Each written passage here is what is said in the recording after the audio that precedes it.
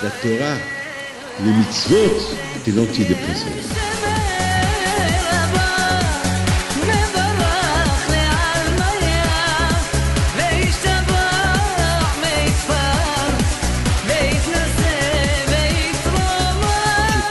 Aujourd'hui, on va essayer de parler un peu. Vous savez que ces derniers temps, ces semaines-là, pour moi, c'est les meilleurs parachutes dont on parle.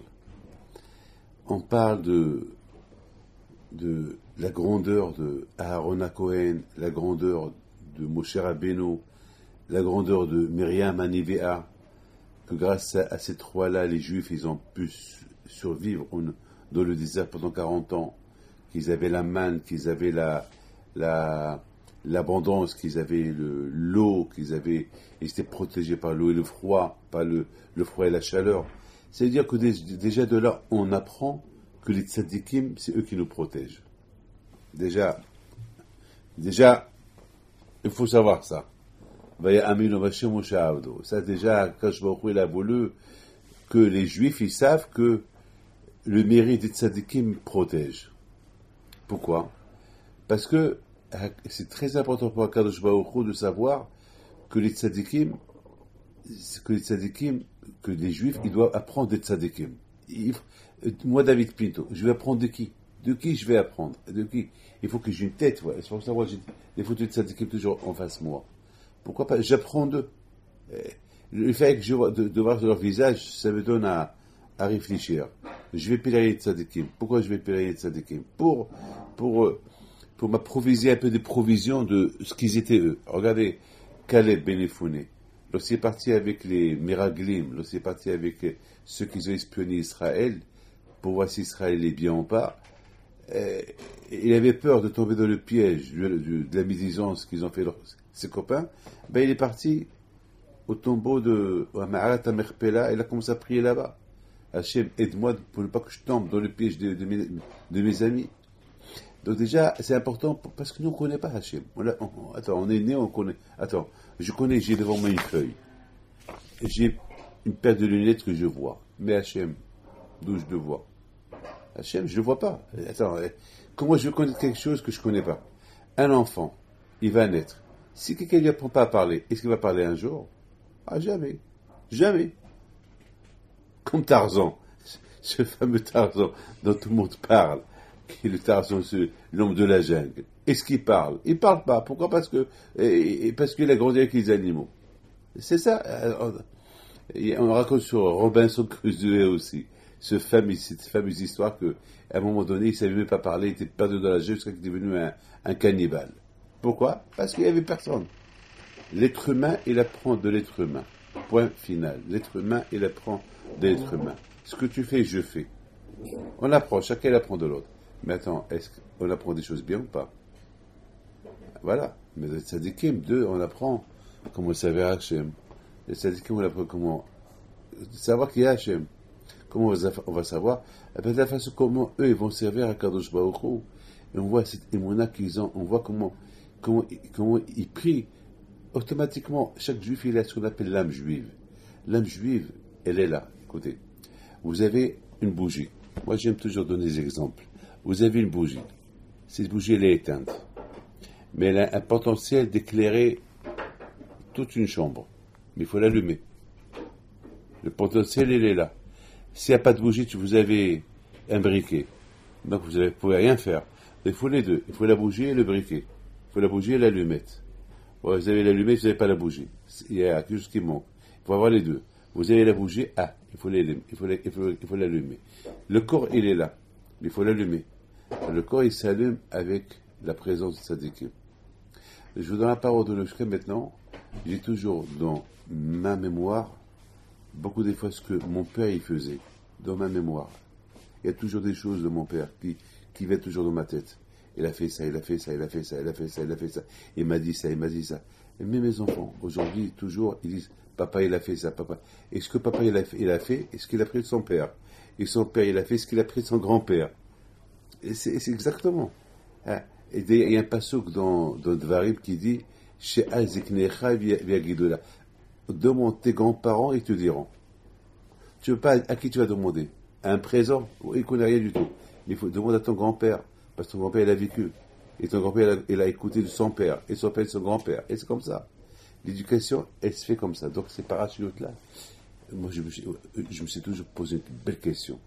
Pourquoi Akadosh Baruch Hu, il a puni les Juifs de rester dans le désert 38 ans, 40 ans? Pourquoi? Parce qu'ils ont critiqué Israël. Ah, qui les punit? Qui les punit? Je répète, les Juifs, ils ont fait le vaudou, ils les a punis. Ou pas? Ou pas? Et qui les punit? Il leur donne une bonne punition, très ha. Yallah. Il les fait le falaka, comme on faisait au Maroc. Et là, qui les donne très ha? Chacun là, ils ont commencé à respecter pour le manger. Ah, on veut de la viande, on veut de la viande. Il les a punis. Parce que, quand je me ça les dépuis, comment? Je vous donne tout ce que vous voulez, vous criez comme des bébés. Qu'est-ce qu'il a fait quand je me il a jeté sur eux les poulets. En pleine tête, il les a tués. En pleine tête. Ah, les poulets, ils tombaient du ciel comme des pierres féroces sur leur tête. Parce que c'est pas une façon de demander comment. Imaginez des rabbins, des grands rabbins, avec une belle barbe, des grands tzadikim, comme Rabbi Shimon qui pleurent, qui veulent de la viande. C'est une provocation, ça. Il y a une manière comment tu demandes. Il y a une manière. Alors, il les a punis. Ils ont fait le vaudou, il les a punis. Chaque fois qu'ils ont fait une bêtise, il les a punis. La parasha de cette semaine, ils ont critiqué Hachim Moshe, et ils ont envoyé sur eux quoi? Des serpents. Des serpents. Il les a punis. Et là, ils ont critiqué Israël, et ils ont commencé à quoi? Il leur a dit, votre punition, c'est de rester là 40 ans. Pourquoi? Qui les punit? Vous savez ce qu'est la réponse? Quand il a dit, ceux-là, ils ont besoin de correction. Ceux-là, ils ont besoin de les entraîner. Ceux-là, ils ont besoin d'éducation. Rentrer dans l'état où ils sont en Israël, c'est catastrophique. Quelqu'un qui fait une bêtise. Voilà, il y a un monsieur qui a violé une fille avant-hier. À Lyon. Ça s'est passé à Lyon. Il a violé. En même temps, il reste au moins 15 ans de prison. 15 ou 10 ans de prison. Pourquoi? Parce qu'il a fait une faute grave. Il a besoin d'une correction. Déjà, il a fait une chose. Il a déjà, une fois, il a fait une bêtise. Une deuxième fois, il a fait une bêtise. Alors là, c'est fini pour lui. Quand il a vu que les Juifs, ils ont fait une bêtise, et deux bêtises, et trois bêtises, quand il s'est dit, la façon comme ils sont en train de faire. Aujourd'hui, ils sont en train de critiquer Israël. Je vais les punir. Et ils vont rentrer en Israël. Qu'est-ce qu'ils vont faire? Un jour, ils vont dire, on va quitter Israël, on va aller ailleurs. On va aller en Allemagne. On va aller au Maroc. On va aller en Tunisie. Ah non, non, non, non. Maintenant qu'ils ont critiqué la terre que je leur donne, alors s'il a critiqué et je les fais rentrer de force là-bas, ils vont la quitter. Ils vont la quitter. Ah là, je vais les entraîner. Tous ceux qui l'ont critiqué vont mourir. Il va y avoir une nouvelle génération. Et cette nouvelle génération ne va jamais critiquer Israël. Pourquoi? Parce qu'ils ont appris la leçon de la première. Vous avez compris? Ils ont appris la leçon de la première. Donc, puisque la première, ils ont été punis, donc c'est une leçon très pour eux une fois pour toutes. Donc vous voyez que ces parachutes-là, ils sont super. Ces parachutes qui nous apprennent à vivre, c'est comme une éducation. Un enfant, tu l'éduques. Tu l'éduques dans le judaïsme. Alors quand je nous a éduqués dans le judaïsme, et ça nous a pris 40 ans. Pourquoi 40 ans? Parce que n'oubliez pas qu'on était des esclaves en Égypte. Et on était non seulement des esclaves, on était loin. Vous savez ce qu'un esclave? Un esclave. Est-ce qu'un esclave qui est esclave toute sa vie, lui, son père, son grand-père, son arrière-grand-père, et tu lui donnes la liberté, eh bien cette liberté peut le rendre fou. C'est une liberté et surtout tu le rends milliardaire. Et il devient fou. Il devient fou. Il va faire n'importe quoi. Il faut l'entraîner. Donc avec tout ce qu'il a pu nous faire, combien Hachem, il a vu qu'il faut un entraînement. Il faut une éducation profonde, et pas en Israël, dans le désert, là où il n'y a rien du tout. Là il n'y a rien du tout. C'est là-bas qu'il faut les éduquer. Et c'est ce qu'il a fait Hachem. Donc, par exemple, je vais vous parler de cette paracha, qu'elle est belle cette paracha-là. Mais écoutez bien ça. Alors, dans cette paracha, il y a ici quelque chose de super. La paracha dit comme ça. L'une des fautes de Moshe Rabbeinu, vous savez lesquelles, pourquoi il n'est pas rentré en Israël? Parce qu'Akadosh Baruch Hu lui a dit, parle au rocher, et Moshe, il a frappé le rocher. Ou pas? Nos sages, ils disent qu'au départ, Moshe Rabbeinu, il a parlé au rocher. Il a parlé. Mais le rocher n'a pas répondu. Alors Moshe, il a encore parlé, il n'a pas répondu. Ça l'a énervé. C'est un être humain, Moshe Rabbeinu. Ne croyez pas qu'il est... Lui aussi, c'est un être humain. Comment? Il lui parle, il ne répond pas. Alors on peut même dire, si ça l'a énervé, pas par rapport parce qu'il n'a pas répondu, c'est parce qu'il dit comment? Akadosh Baruch Hu, il te dit, parce que tout ce que Moshe dit de sa bouche, c'est Hachem. On dit, il y a un midrash qui dit que Akadosh Baruch Hu medaber mitoch grono chez Moshe. Que Moshe, Hachem, il parle à travers Moshe. C'est-à-dire que lorsque Moshe il parle, c'est comme si Hachem qui parle. Bémet, c'est la folie ça. C'est-à-dire, vous avez un être humain qui parle, et qu'est-ce qu'on va dire? Eh ben, c'est Hachem qui parle. Qu'est-ce que j'apprends de là? Ba'alatania, il parle, c'est comme si Hachem qui parle. Hachem Tov, il parle, c'est comme si Hachem qui parle. Rabbi Pito, il parle, c'est comme si Hachem il parle. Point final. Un tzaddik qui parle, c'est Hachem qui parle. Moshe daber vers Elokim et Alenu Bekol, c'est écrit dans la Torah. Moshe parle et Akadosh Baruch Hu donne la force à Moshe pour parler plus fort. C'est pour ça qu'il faut faire attention aux tzaddikim. Les tzaddikim, on ne touche pas. Il y a quelqu'un qui, cette semaine, a commencé à critiquer ces grands rabbins qui sont riches en Israël, qui ont des milliards, et qui ont, celui-là a 350 millions, celui-là a ça, il m'a porté le journal que j'ai gardé ici. Et pourquoi je l'ai gardé ici, ce journal-là? J'ai gardé parce que, lorsque quelqu'un veut me parler de ça, comme hier, je dis, ah, tu me parles de ça? Il me dit oui. J'écoute-moi. Pourquoi le rabbin n'a pas le droit d'être riche? Pourquoi toi, tu peux être riche, et lui, il n'a pas le droit? Mais lui, il devait être riche, il est riche plus que toi.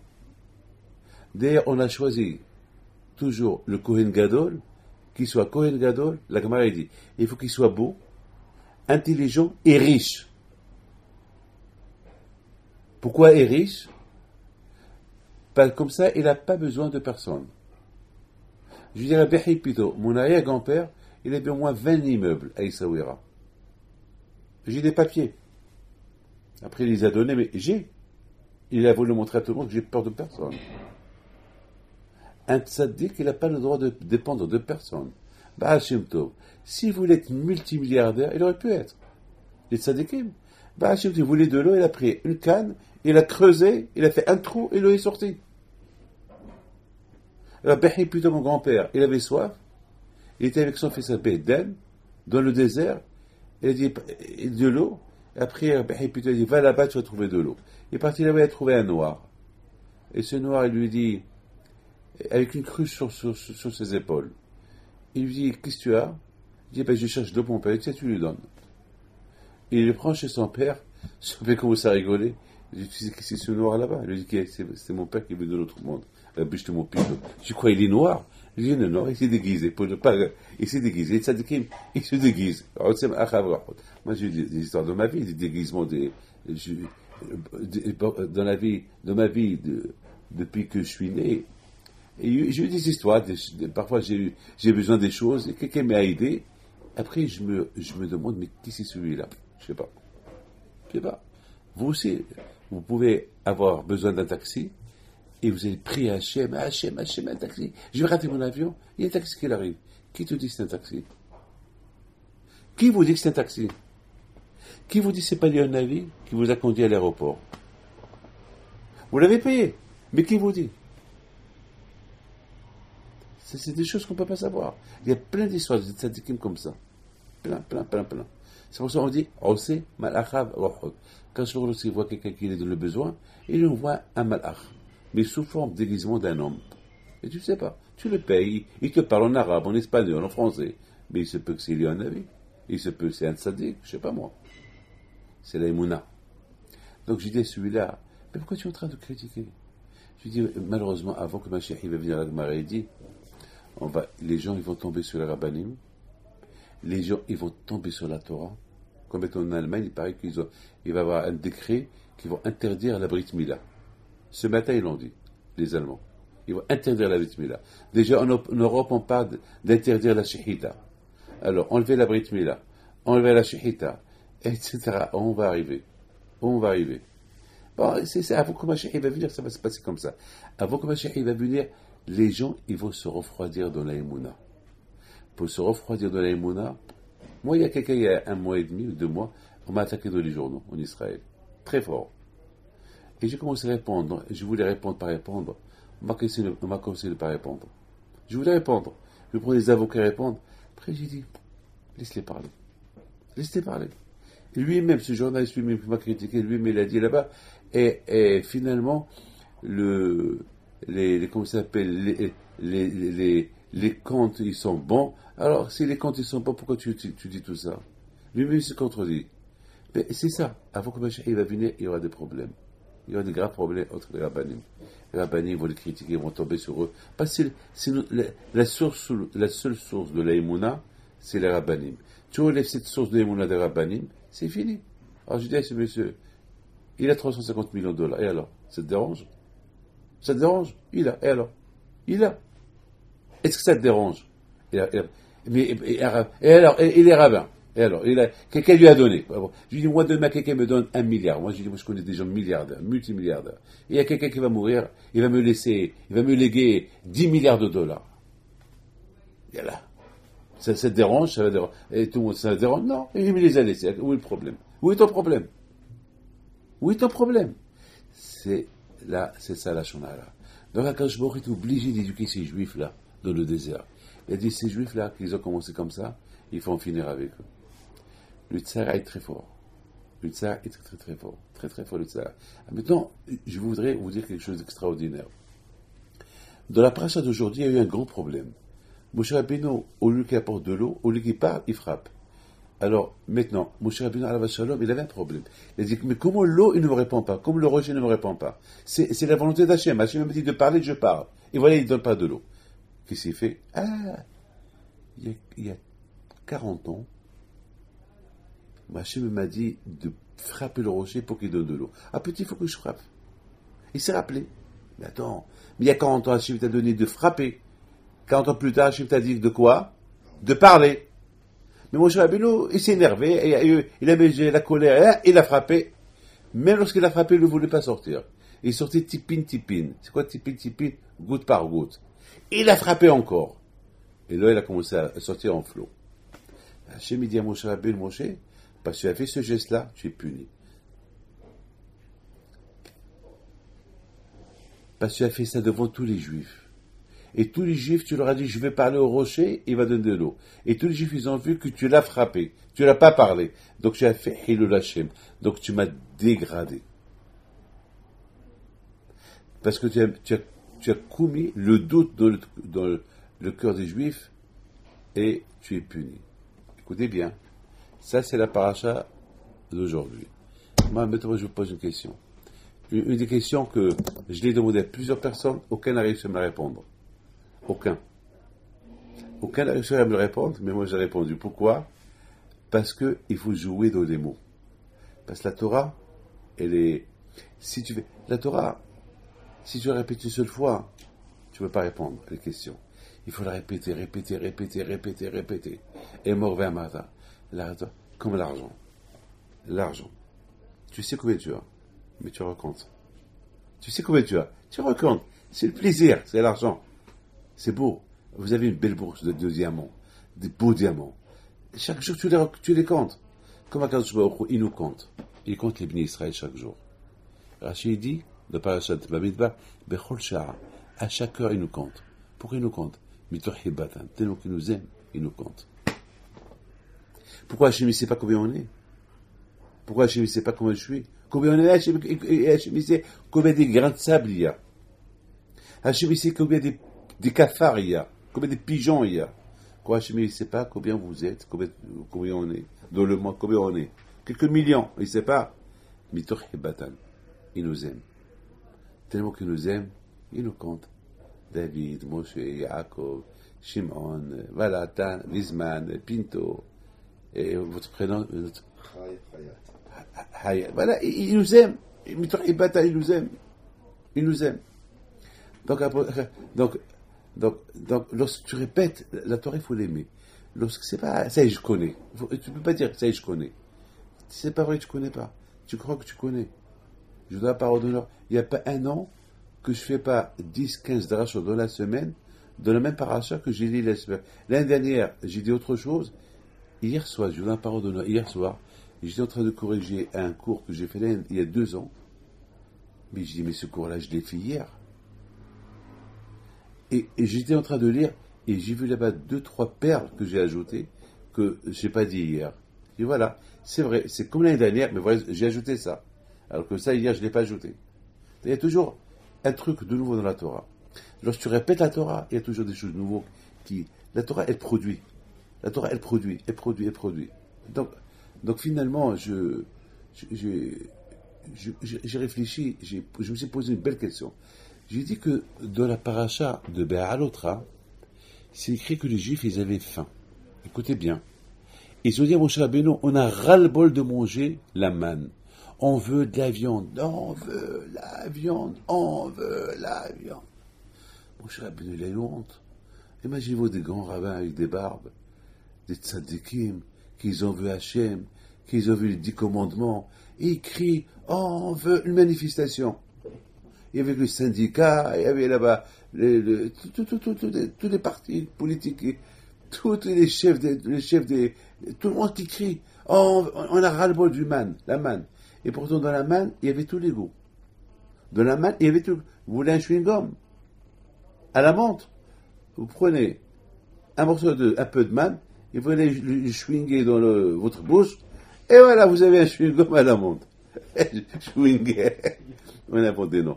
Voilà, et vous allez avoir le goût de truc. Vous voulez un verre de na'na', vous voulez de la pkilia, et vous allez l'avoir. Vous voulez, je sais pas, des boulettes de poisson, ce que vous voulez. Mais eux, ils veulent de la viande.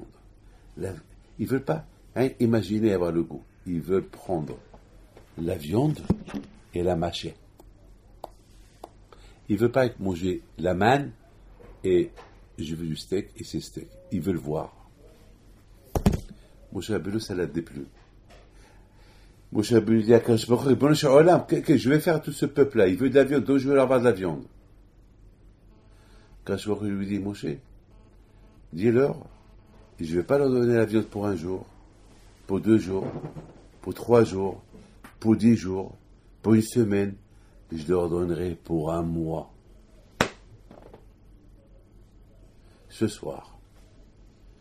Moshe dit à Akadosh Baruch Hu, tu me dis pour 1 mois? Comment tu vas me donner pour 1 mois? Mais comment? Comment je vais faire pour 1 mois? Comment je... 1 mois, c'est beaucoup. 1 mois? Il y a presque 20 millions de juifs. Imaginez-vous, 20 millions de juifs pour 1 mois. Et où ils vont le stocker? Et comment? Mais imaginez-vous, c'est impossible. Vous savez, impossible. Quand je vous dis à Moshe Rabbeinu, Moshe, quoi? Tu doutes de moi? Ah, t'attirer. Mais toi, tu verras. Hayad Hashem Tiktsar. Quoi, ma main, elle est courte? Quoi, moi, je ne peux pas donner pour 1 mois? Ah, t'attirer. Mais toi, tu vas voir. Si ça va arriver ou pas. S'ils ne vont pas avoir pour 1 mois. Alors, la question est grande. Pourquoi Moshe n'a pas été puni pour ça? Il a un doute. Ou pas? C'est un grand doute. Là, vraiment, c'est un doute, là. Là, à tel point qu'Hachem lui dit quoi? Tu doutes de moi? Hayad Hachem Tiktsar. Quoi, ma main, elle est courte? Quoi, moi, je ne vais pas leur donner pour 1 mois? À t'attirer. Mais toi, tu vas voir. Est-ce que ma parole, elle va arriver? Ou non? Et le mot Haïkarcha, c'est la même lettre de Kriot. Kriot, c'est quoi? C'est refroidissement. Quelqu'un qui se refroidit dans la Emouna. Une fois, Baal Shem Tov, ou lui, ou un de ses élèves, il devait traverser, c'était en plein hiver, un lac. Et là, le lac, il était gelé. Donc tout le monde marchait sur le lac. Et Baal Shem Tov marche avec ses élèves sur le lac. Ils ont vu des jeunes qui gravaient la forme de la Avodah Zara, d'une idolâtrie dans la glace, gravée. Et Baal Shem Tov, au lieu un de ses élèves, il dit aux autres, Vous voyez, lorsque le cœur il est froid, on peut même faire graver une Avodah Zarah dans le cœur. Tant que l'homme il est chaud dans la Emouna, il n'y a pas de place dans le cœur pour l'idolâtrie. Il n'y a pas de place dans le cœur des femmes, de tout. Mais lorsqu'il n'y a pas de place, lorsque le cœur il est froid,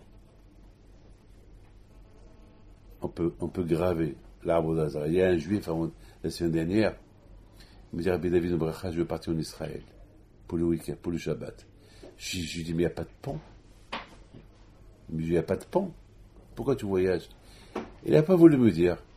À la fin, il me dit, bah, parce que là-bas, le Shabbat, il finit tôt, et je veux voir le match de la France-Espagne.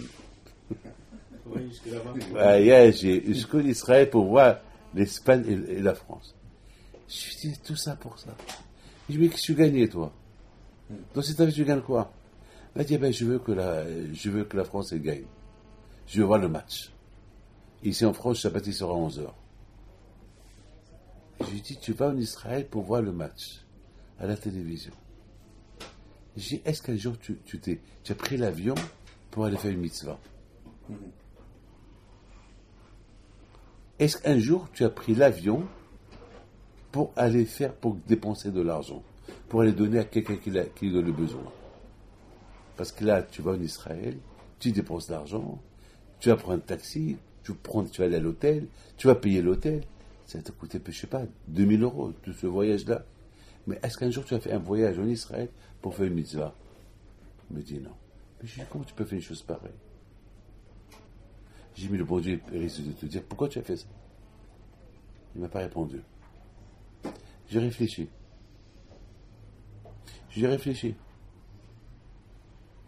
Ça veut dire que tu aimes le football mieux que la Kadosh Baruch Hu. Est-ce qu'un jour, tu as fait un sacrifice, ne pas avoir ta femme et tes enfants, pour aller faire une mitzvah? Il m'a dit, après ça m'a échappé une phrase de ma bouche. Je lui ai dit, ta femme elle doit aller au mikvé quand? Il m'a dit, vendredi soir. J'ai dit, vendredi soir, ta femme elle doit aller au mikvé, et tu as rien qu'un enfant, il se peut que ce soir là-bas tu risques d'avoir un enfant, et tu vends ta femme, tu vends le mikvé, tu vends la mitzvah pour aller voir un match de football.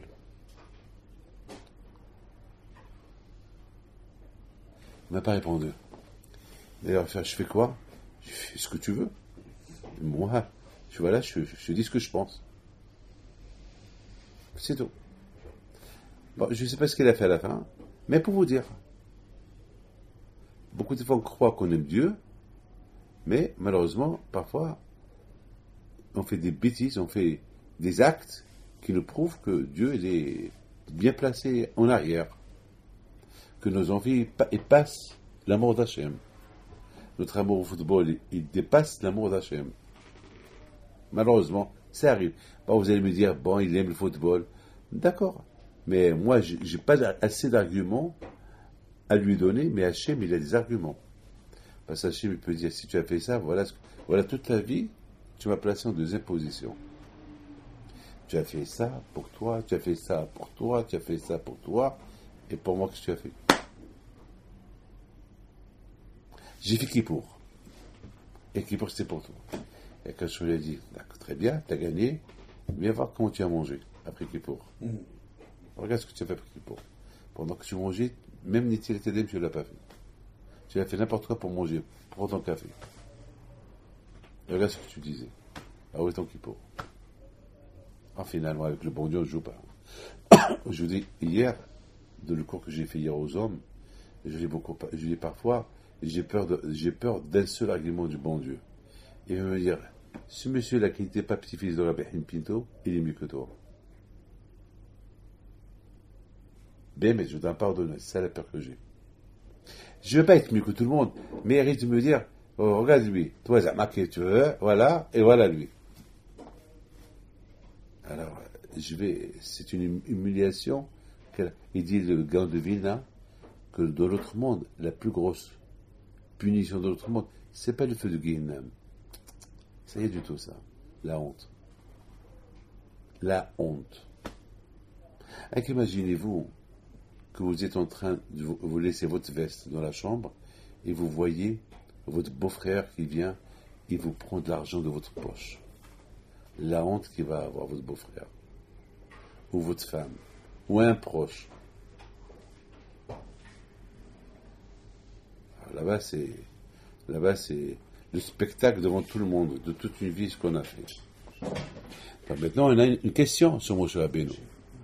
La question qu'on a sur Moshe Rabbeinu, on lui a pas calculé une faute, ici. Quand je vois s'énerve sur lui, quand je vois lui dit, attends, t'as pas peur? Il aurait pu lui dire, quoi, tu doutes de moi? Il aurait pu le punir. Parce que tu doutes de moi, tu es puni. Mais qu'est-ce qu'on voit? Hachem ne les punit pas. Mais par contre, pour l'eau, parce qu'au lieu qu'il parle, il frappe, là, il est puni. Et quelle punition? La plus grosse punition des punitions. Ne pas rentrer en Eretz Israël. Ne pas accomplir les mitzvot qu'il doit faire en Eretz Israël. Mais c'est grave, ça. C'est grave, oui ou pas? Alors comme Moshe Rabbeinu Alav Shalom, tout l'amour qu'il avait pour la Torah, c'est pour l'accomplir. Et maintenant, il y a des mitzvot qu'il ne peut pas faire dans le désert. Il peut faire où? En Israël. Il y a plein de mitzvot qu'on ne peut pas faire en dehors d'Israël. Avec en Israël. Et là-bas, parce qu'il a frappé, au lieu qu'il pas, il s'est trompé, le pauvre. Il a parlé à le rocher, il n'a pas voulu répondre le rocher. Alors il a frappé. Il a cru peut-être j'ai mal entendu. Une erreur, l'erreur humaine. Non seulement qu'il a puni à Moshe, mais il a puni à Aaron aussi. Pourquoi il a puni à Aaron? Parce qu'Hachem lui reproche à Aaron, tu aurais pu lui dire de parler. Pourquoi tu lui as rien dit? Mais Aaron, il pouvait dire à Hachem, depuis comme moi, je réponds à Moshe. Moi, jamais je lui réponds. Il est plus grand que moi. J'ai pas le droit de le répondre. Mais quand je lui dis, oui, tu as le droit de le répondre. Tu peux lui dire, tu le pousses, tu m'as dit, Moshe, Hachem t'a dit de parler, Hachem t'a pas dit de frapper. Puisque tu l'as pas dit, toi aussi tu rentres pas. Par là, entre vous et moi, vous allez me dire, c'est une excuse que le bon Dieu cherche là. Mais non, il n'y a pas d'excuse ici. Ici, il y a un problème. Pourquoi, dans le cas de la viande, que là-bas on voit vraiment le doute, c'est vraiment le doute. Il dit à Hachem, Moshe, il dit à Hachem, comment je vais leur donner pendant un mois? D'où je vais avoir un mois? Attends, tu rigoles là ou quoi? Et Hachem lui dit quoi? Tu doutes de moi? Tu t'es déjà refroidi? C'est une grande question pour Moshe. Vous savez qu'est-ce que j'ai dit? J'ai dit comme ça. C'est la folie ce que je vais vous dire. Dans le cas de la viande, Moshe Rabbeinu, c'était pas de sa faute. Même qu'il y avait un doute, on croit qu'il y a eu un doute, c'était pas de sa faute. Pourquoi? Parce que Moshe Rabbeinu Alav Shalom, il aimait tellement les bénis Israël, écoutez bien, je vous en prie, et il aimait tellement les bénis Israël, il a dit ce qu'ils ont fait les bénis Israël, c'était tellement grave. Mais j'ai peur que le bon Dieu les punisse grave. Quoi, ils ont tous les goûts dans la manne, ils veulent de la viande, mais c'est une provocation. Et en plus, ils veulent des femmes, parce que Moshe Rabbeinu, il leur a interdit de se marier avec leurs sœurs et leurs tantes et tout ça. Maintenant, ils sont en train ils ont tout mélangé.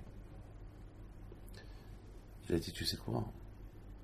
Je vais faire semblant que je doute. Comme ça, Hachem, il me punit. Comme ça, il ne punit pas les bénis Israël. Regardez Moshe Rabbeinu. Toujours Moshe Rabbeinu était prêt à donner sa vie pour Am Israël. Moshe, il dit, Hachem, quoi, tu veux le donner pour un mois? Ça veut dire comme s'il doute. Mais de l'autre côté, il veut dire à Hachem, je doute, c'est à moi de punir, pas eux. Pas eux. Donc c'est lui qui est. Alors, mais Hachem, c'est pas possible. Pourquoi tu me dis un mois? Un jour? Quand je m'en prie, il a compris que Moshe Rabbeinu, il fait ça pour les Juifs. C'est pour ça que je me il dit à Moshe Rabbeinu, bon, Moshe Rabbeinu a pris dire, Moshe a dit à Akadosh Baruch Hu, et Akadosh Baruch Hu, j'ai un autre argument contre toi. Est-ce que tu crois que moi j'ai rien à faire avec de s'occuper de tout ce peuple-là? Mais c'est trop, ils sont nombreux. Et d'où je vais leur donner pendant un mois? Akadosh Baruch Hu dit, ah bon, tellement tu veux venir Israël? D'accord. Alors réunis 70 personnes,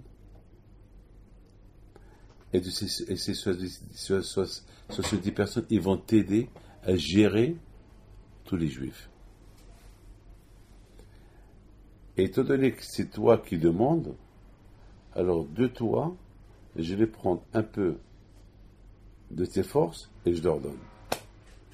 Là, Akadosh Baruch Hu a voulu tester Moshe Rabbeinu, est-ce qu'il va respecter? Hachem, pourquoi tu prends de mes forces? Donne-leur de tes forces. Pourquoi de moi tu veux leur donner? Ça veut dire que tu vas diminuer mes forces. S'il aurait fait ça, Moshe, il aurait perdu. Moshe l'a accepté. C'est-à-dire que Moshe, il s'est donné pour Am Israël. Il a accepté qu'on prend de ses forces pour les 70 personnes. Il a fait à ce qu'il montre comme s'il doute pour qu'il soit puni. Pourquoi Hachim, il ne punit pas les bénis d'Israël? Finalement, quand je vois c'est ce qu'il a fait, il a puni un peu.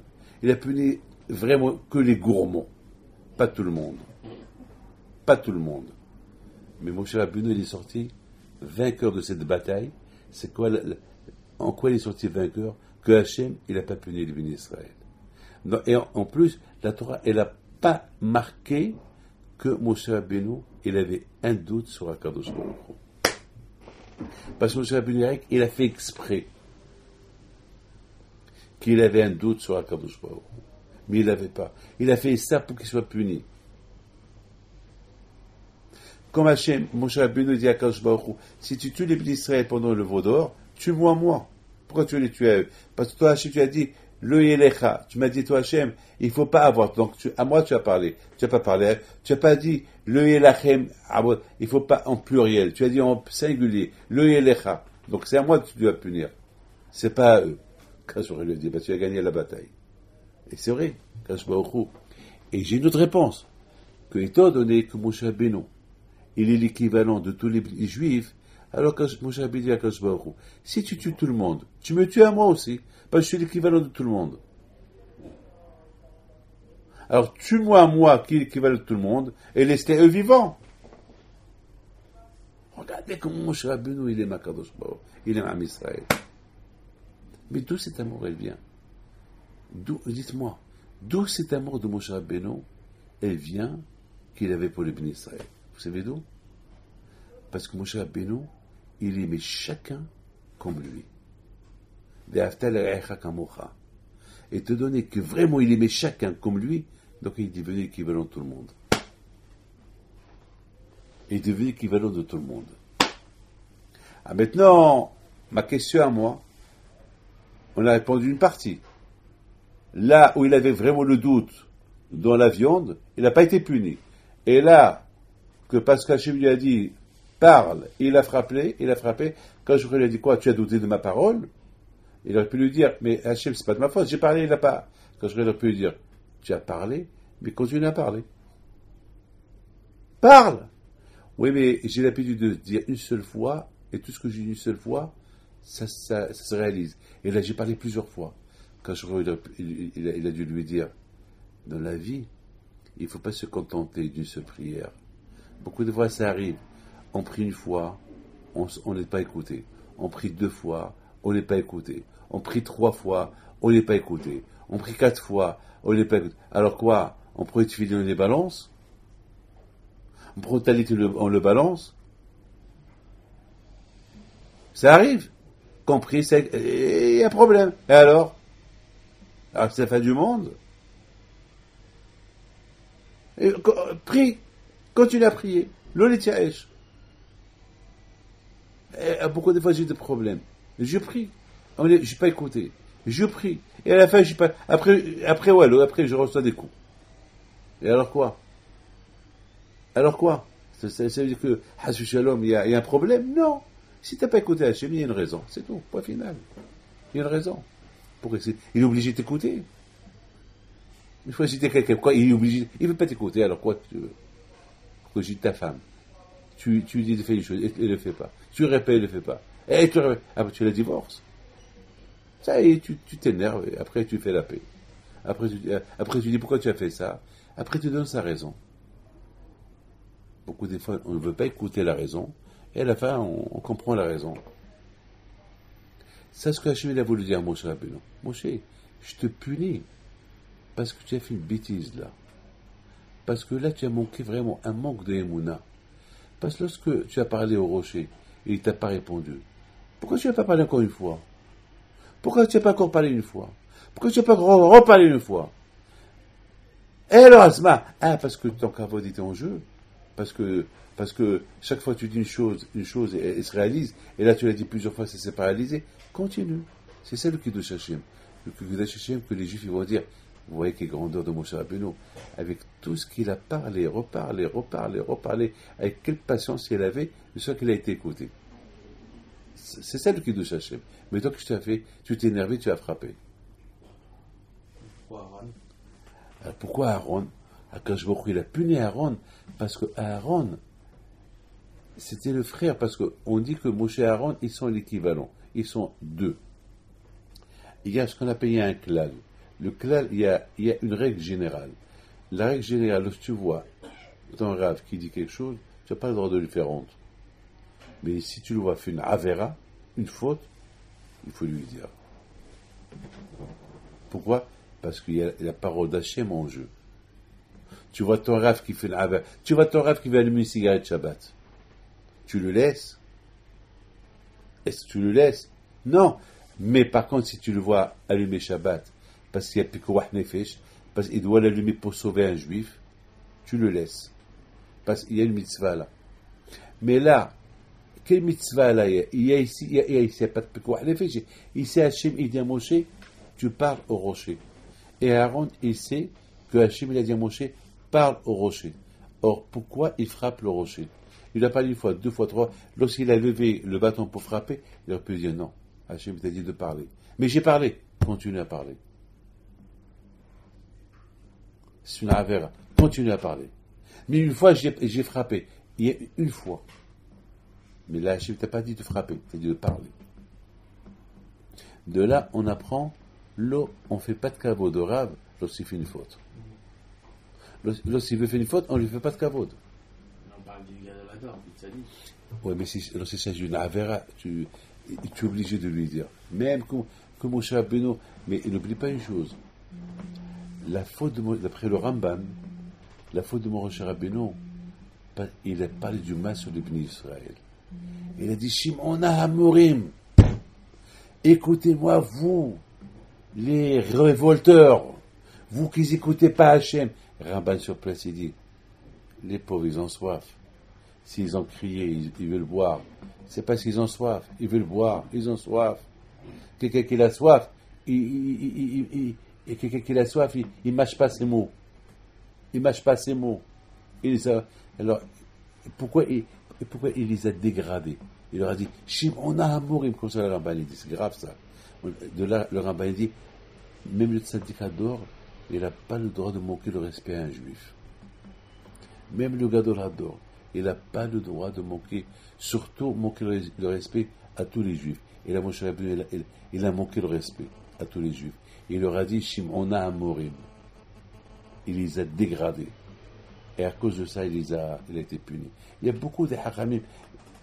Mais entre vous et moi, tout ça, c'est une excuse. Vous avez compris? Parce qu'Hachem, il n'a pas voulu que Moshe rentre en Israël. C'est tout. Hachem, il a trouvé il a trouvé une excuse pour qu'il ne rentre pas en Israël. Une excuse. Parce que là, c'était vraiment, ils étaient à quelques mois de rentrer en Israël. Hein. C'est tout. Hein. Ils étaient à quelques mois. Mais Hachem, il n'a pas voulu qu'il rentre, Moshe Rabbeinu. Il ne voulait pas qu'il rentre. Ni lui, ni Aaron. Il ne voulait pas. Moi, Hachem, il a voulu qu'ils soient enterrés à la frontière. Pourquoi à la frontière? À la porte de Israël. Pour surveiller Israël. C'est des excuses que Hachem il a trouvées. Déjà, entre vous et moi, le fait déjà que les Juifs ils ont critiqué Israël, quand il a fait un décret qu'aucun juif ne rentre en Israël. Et il a fait un décret que chaque nuit à Tisha B'Av, on va pleurer la destruction de Beth Amikdash. Donc automatiquement, si déjà lorsque les juifs ils ont critiqué Israël, il y a eu un décret que le Beth Amikdash va se détruire, ça veut dire quoi? Ça veut dire que Moshe Rabbeinu, il ne faut pas qu'il rentre en Israël. Pourquoi? Parce que si Moshe Rabbeinu serait rentré en Israël, jamais le Beth Amikdash aurait été détruit. Jamais. Jamais il aurait été détruit. Il y a un problème. Qu'est-ce qui va se passer si les juifs y fautent? Hachem va punir les juifs. Et s'il punit les juifs, il va les punir tous. Alors Hachem va rester sans juifs. Parce qu'il a dit, je préfère que Moshe Rabbeinu, il ne rentre pas en Israël, comme ça si les juifs ils fautent, et je vais passer ma colère sur le Beth Amikdash, et je ne vais pas toucher les juifs. Et qu'est-ce qui va passer aux juifs? Ils vont partir en exil. En exil, ils vont apprendre à me respecter. Ils vont languir Israël. Chaque année, ils vont pleurer le Beth Amikdash, et après, je vais les ramener en Eretz Israël. Donc, quelque part, d'un mal, il est sorti un bien. D'un mal, il est sorti un bien. Que ce que Moshe Rabbeinu, le fait que Moshe Rabbeinu n'est pas rentré en Israël, eh ben, il est sorti un bien de là. Que nous, aujourd'hui, on existe. Il serait rentré Moshe Rabbeinu en Israël, le Beth Amikdash n'aurait pas été détruit, et si le Beth Amikdash n'aurait pas été détruit, nous, on aurait fauté. Qu'est-ce qu'Hachem va faire? Il va nous punir à nous. Et si on est puni, alors à quoi ça sert le Beth Amikdash? Il va servir à quoi? Il va servir à rien du tout. Il faut savoir une chose. Il faut savoir une chose. Ça, je l'ai. Je voudrais vous dire quelque chose un peu. Quand je vois beaucoup d'extraordinaire, dans cette belle paracha, on voit quand je vois beaucoup, il a trouvé une idée comment punir Moshe Rabbeinu parce qu'il a frappé l'eau. Il n'aurait pas parlé. Et alors, quand je vois beaucoup, c'est pareil. Frapper ou parler, c'est pareil. Vous savez, beaucoup de fois, on peut frapper quelqu'un avec la bouche mieux que. Parfois, à la rigueur, tu prends la ceinture et que tu frappes quelqu'un, et le coup de la ceinture, il va guérir, mais un coup de la bouche, il ne va jamais guérir. Le coup de, si quelqu'un dit un seul mot à quelqu'un, il va rester dans sa mémoire toute une vie. Donc, c'est mieux quoi? Frapper ou parler? Moshe Rabbeinu, il s'est dit, frapper ou parler, c'est pareil. Que je parle, que je frappe, c'est pareil. Mais quand je lui ai dit non, étant donné que j'ai dit, parle, et tu as dit à tout le monde, je vais parler, il va sortir, après ils t'ont pas vu parler, ils t'ont vu frapper. Donc ils vont dire que Hachem, il a perdu la force de la parole. Il faut qu'il frappe. Donc c'est Hilul Hachem. Mais le Hilul Hachem d'avant, de la viande qu'il a dit à Hachem, Hachem, avec quoi je vais leur donner à manger? Est-ce que ça c'est vraiment le grand doute là. Mais j'ai une autre réponse. Là-bas, ça s'est passé entre lui et Hachem. Personne n'a écouté la conversation. Mais là, c'était devant tout le monde. Il leur a dit, Shimon Amour, écoutez-moi les révolteurs. Est-ce que vous avez entendu quelqu'un qui parle au rocher et le rocher donne de l'eau? Non. Eh bien, vous allez voir. Qu'est-ce qu'il fait? Dans l'eau. Il ne donne pas l'eau. Dans l'eau. Il ne donne pas. Dans toi de. Après, il frappe. Attends, mais tu as dit qu'il faut parler. Tu allais parler. Mais c'est pareil. Parler ou frapper, c'est pareil. Donc ça a été devant tout le monde. Mais le cas de la viande, personne n'a écouté ça. C'était entre Hachem et Moshe. Donc il n'y a pas eu Hachem. Donc c'est pour ça. En plus, Moshe, il a fait ça pour sauver les Juifs. Pour que Hachem ne punisse pas les Juifs. Donc maintenant, on comprend très bien. Mais de tout ce que je suis en train de vous dire, c'est pas Hachem là qu'on est en train de lire, si Dieu veut. Jusqu'à les vacances. Maintenant, la grande conversation de tout le monde, c'est les vacances. À Essaouira, lorsque j'étais jeune, j'ai quitté Essaouira à l'âge de 10 ans pour partir à la Yeshiva. Mais entre 5 ans et 10 ans, c'est 5 ans là que j'ai passé à Essaouira. Et je me rappelle J'ai une bonne mémoire. Je me rappelle très très bien. Après de quel âge vous rappelez-vous? À peu près 8 ans. Moi, 5 ans. Parce que j'ai une photo à moi que j'ai prise lorsque j'avais 5 ans, et je me rappelle où j'étais, et je me rappelle, à partir de cette histoire-là, j'ai presque refait, j'ai tracé un peu ma vie jusqu'à 5 ans, jusqu'à 10 ans. Je me rappelle, bon, j'ai une bonne mémoire. Et je me rappelle les vacances. On avait les vacances. Mais les vacances, c'était quoi? On était à Essaouira, on était à Motora. Voilà, les vacances. Personne n'a quitté Israël, Essaouira. On avait peut-être des gens qui venaient de Marrakech pour 1 semaine, 2 semaines à Essaouira. Je ne me rappelle pas. Aujourd'hui, la vie, elle a changé. Maintenant, les gens, ils partent des grandes vacances. Mais sans oublier que pendant toute l'année, ils avaient des vacances. Et les vacances de janvier, et les vacances de mai, et les vacances de mars, et de décembre, et les grands week-ends, et les longs week-ends, et les fêtes, et les trucs. C'est-à-dire, en calcul, on va voir plein de vacances. Les gens, et pas. Alors que ces parachutes-là, ils nous parlent comment le juif, il s'approche à Akadosh Baruch Hu, et de quoi le juif, il doit faire attention. Le juif, où il doit faire attention.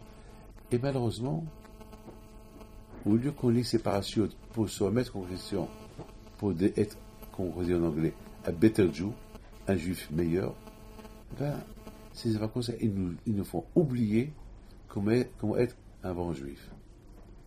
Je vous donne la parole de l'Oshtamine. Combien l'influence, elle est grave. L'influence est très grave. J'étais en train de discuter avec quelqu'un la semaine dernière en Argentine. Il voulait acheter une grosse affaire. Parce que maintenant, l'Argentine, ça va mal. Une affaire de quelques centaines de millions de dollars. Mais, il pouvait l'acheter 10-15 millions de dollars parce que ça a chuté. Mais, et pour lui, il me dit, Rabbi David, le risque, c'est vrai, cette affaire-là a coûté des centaines de millions de dollars. Mettons, à cause de la politique en Argentine, elle ne coûte plus rien.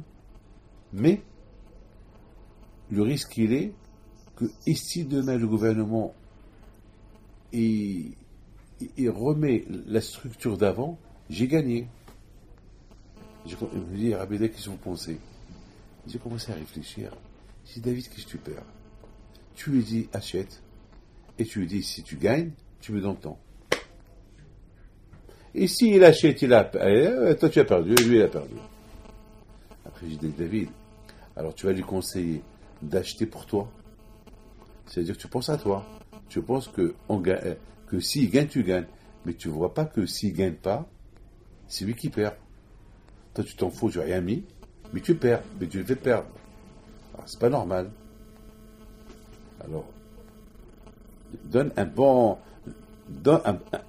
conseil. Ne donne pas un conseil qui est bidon. Ne donne pas un conseil qui t'intéresse. Ne fais pas comme Korah. Korah, la faute de Korah, il a vu son intérêt. Il n'a pas vu l'intérêt des autres. Et il a vu son intérêt. Alors, parce qu'il a vu son intérêt, il est devenu aveugle. Alors, il n'a pas vu l'intérêt des autres. Toi, tu es en train de voir ton intérêt. Ça, c'est Korah. Alors j'ai dit, tu sais quoi mon fils? Tu achètes, parce que je trouve que c'est une bonne affaire, et que Hachem il t'aide. Mais, achète avec d'autres, comme ça, la perte, si tu perds, elle n'est pas grosse. C'est pas de mettre une grosse somme toi seul. Il a aimé l'idée. Alors, les nouvelles que j'ai écoutées, que cette semaine, le gouvernement argentin, il lui a donné quelques permissions de faire. Déjà, il a récupéré son argent. Alors, il m'a donné un conseil. Là aussi, j'ai eu les Tzahara encore. Et David, tu te rends compte, tu aurais pu dire ça. Voilà, maintenant, il aurait pu te donner, je sais pas, 2, 3, 400 000 dollars. J'ai dit, David, qu'est-ce que je t'ai dit la semaine dernière? Je t'ai dit, ne vois pas ton intérêt, regarde l'intérêt de l'autre. Alors, je lui ai donné un conseil. C'est ça, Rabotai, la paracha de cette semaine, de ces semaines.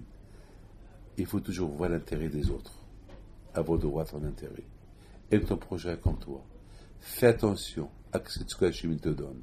Ce que Hachem te donne, c'est pour ton bien. Fais ce que Hachem te dit. Ne cherche pas à être plus intelligent que lui. S'il te donne quelque chose, il ne te donne pas ce qu'il donne à l'autre, c'est parce que l'autre il mérite, toi tu ne mérites pas. Fais attention à la médisance. Fais attention, en parlant de la médisance, tu pars sur Akadosh Baruch Hu. Fais attention, ces tzadikim-là, tu apprends d'eux. Tu les critiques, tu es cuit. Tu es cuit. Comme quelqu'un la semaine dernière, je dois la parole d'honneur. Quelqu'un la semaine dernière, il m'appelle pour me critiquer ses rabbins d'Israël. Je lui dis, monsieur, en les critiquant, tu es en train de me critiquer moi aussi. Et si demain je suis riche, si Dieu veut, je suis riche. Alors ça veut dire que moi aussi, non, il me dit, vous non. Je dis, pourquoi moi non, eux oui? Pourquoi tu fais cette différence? Il me dit, parce que je vous connais. Je lui dis, justement, moi tu me connais, eux tu ne les connais pas. Puisque eux tu ne les connais pas, pourquoi tu les critiques? Ben, je sais la que tu critiques quelqu'un que tu ne connais pas.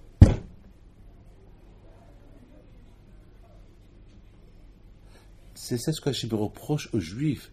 Vous critiquez Israël, vous critiquez, mais vous ne la connaissez même pas Israël.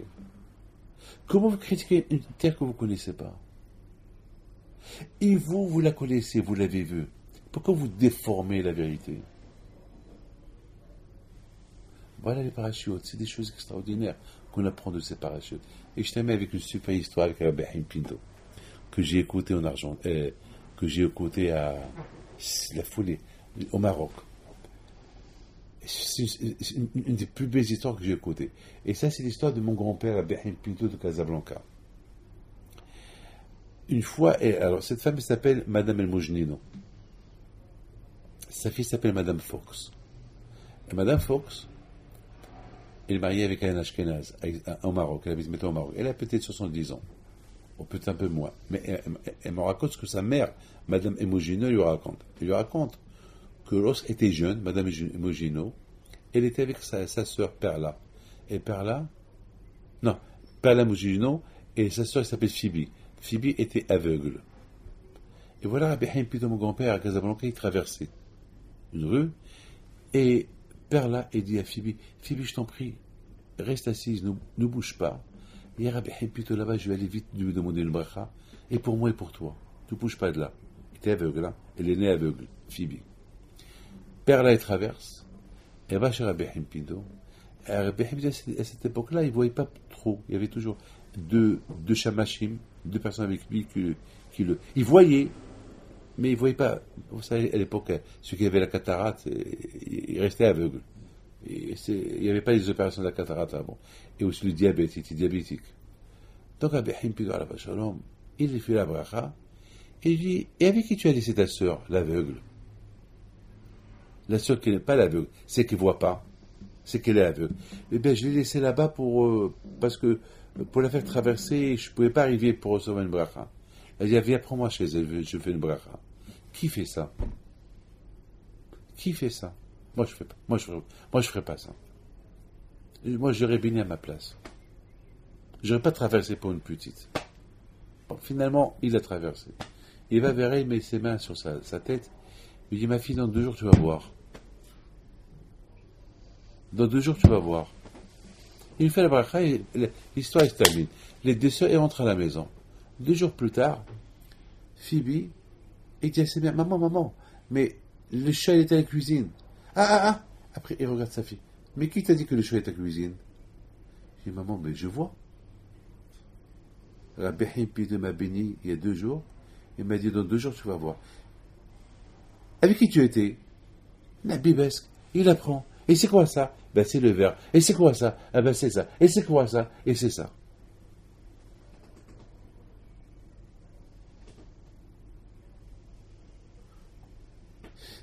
J'écoute l'histoire. Je dis, regardez cette tzadikim-là. Tu vois une histoire comme ça. Comment tu vas pas avoir les mounars à Kadosh Baruch Hu? Tu vois Moshe Rabbeinu devant toi.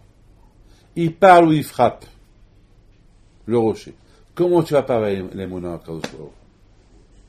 Peu m'importe s'il a frappé, s'il a parlé ou s'il a frappé. Mais il y a eu de l'eau. Mais Akash reproche à Moshe Rabbeinu, je t'ai dit de parler. Mais il y a eu un miracle. Hachem, il dit à Moshe Rabbeinu, je t'ai dit de parler. Mais une fois j'ai frappé, et l'eau est sortie, tu m'as dit de frapper. Une fois je t'ai dit, mais aujourd'hui je t'ai dit de parler. Regardez comment Akash est pointilleux avec les tzadikim.